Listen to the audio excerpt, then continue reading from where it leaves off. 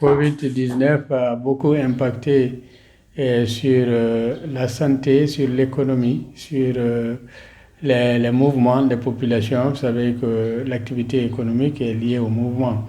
Dès lors qu'il y a des confinements, des fermetures de frontières, etc., ça peut avoir un impact sur l'activité économique.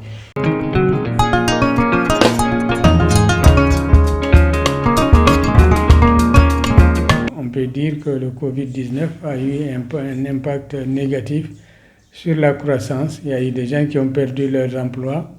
Il y a eu des gens qui n'ont pas pu aussi faire des déplacements nécessaires dans le cadre de leur voyage d'affaires. Donc tout cela a eu des impacts négatifs, sans compter les dépenses de santé qui, par endroits, se sont multipliées. Et aussi les décès des personnes qui sont décédées malheureusement dans notre communauté et surtout dans la communauté malienne établie en France. On a enregistré quand même plus d'une cinquantaine de victimes, une soixantaine de victimes. En général, concernant les morts qui ont été répertoriées au niveau des bases du Haut Conseil des Maliens de l'extérieur.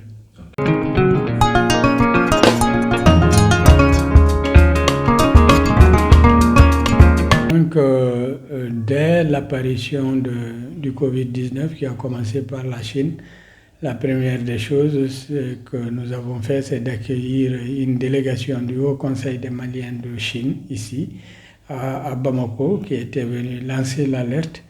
Et nous avons rencontré les autorités avec lesquelles nous avons discuté des solutions possibles pour assister les personnes qui étaient en difficulté en Chine, parce que le confinement ne les permettait pas de mener une activité économique et ils ne pouvaient pas se prendre en charge dans les hôtels, etc. Et ça avait commencé d'abord par l'aide sociale au niveau de la communauté elle-même. Ensuite, les choses se sont généralisées et la pandémie a progressé dans les autres pays.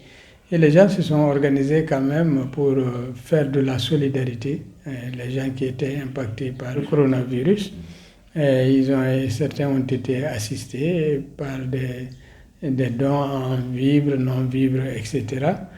Il y a aussi les gens qui étaient malades qui ont été assistés. Ensuite, il y a eu le problème de transfert des restes mortels, parce que généralement, certains de nos compatriotes ne souhaitent pas être enterrés à l'étranger.